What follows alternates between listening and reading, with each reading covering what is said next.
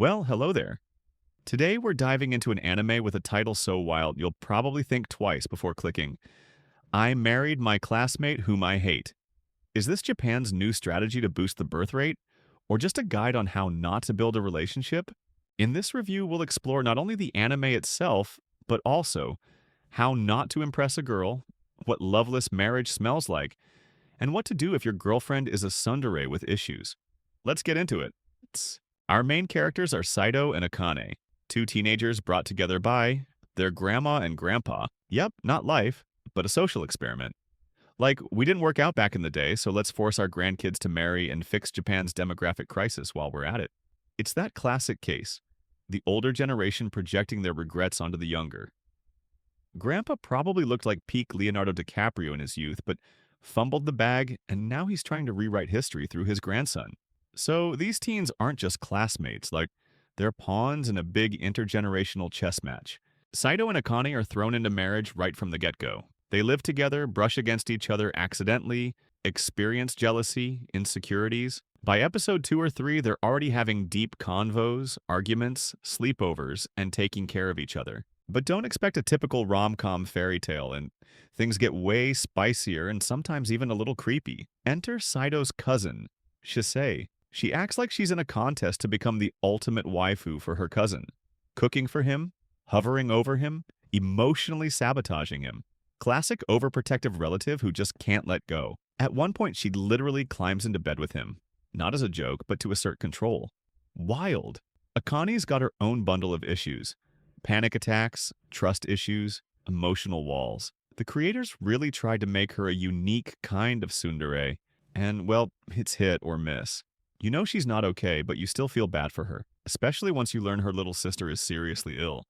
Akane had to grow up too fast. Then comes Himari, Akane's friend. She seems funny and upbeat, but deep down, total schemer.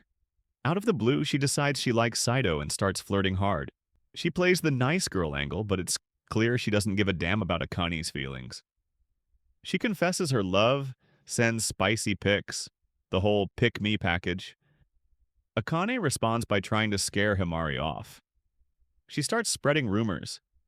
Saito eats raw meat, watches horror movies, total freak. The problem? For many girls, that is a dream guy. Oops, one friendship bridge burned.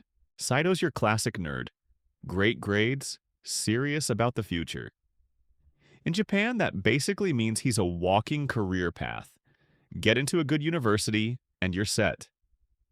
No time for feelings, everything's by the book. Akane, on the other hand, is shy and emotionally guarded, but also incredibly strong-willed. Their relationship feels like one big metaphor for growing up.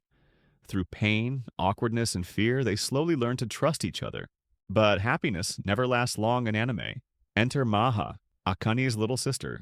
She charges into the story like a chaos grenade, spying, blackmailing, manipulating. At first you think, she's the villain. Then you find out she's seriously ill, and this is her desperate way of trying to enjoy life before it's too late, and test if Saito is truly trustworthy. And suddenly the show flips. It's not just a rom-com, but a deep dive into trust, trauma, and maturity. Marriage here isn't just a plot device. It's both a social experiment and a metaphor for the messy, complicated world of adult relationships. Honestly, this isn't just a review. It's more like a reflection on relationships. You watch this anime and start thinking, what if? Could that be me? Am I like that too? A lot of guys wonder, why do girls pick jerks instead of quiet, intellectual dudes? Maybe it's because the jerks are just more open to life. They're not afraid to be themselves. Meanwhile, maybe you're awesome, but if you sit there with your eyes glued to the floor, no one's going to discover your rich inner world. Trust me, I've been there too. I married my classmate whom I hate. Turns out to be surprisingly solid. There's romance, psychology, and some real-life dilemmas. You came looking for trash, Manu, but you might have found a gem. If you like this kind of breakdown, drop a comment and a like. I might even rewatch it myself. Maybe I'll finally be ready for a relationship too. All right, sunshine. See you next time. Love ya. Bye-bye. Love.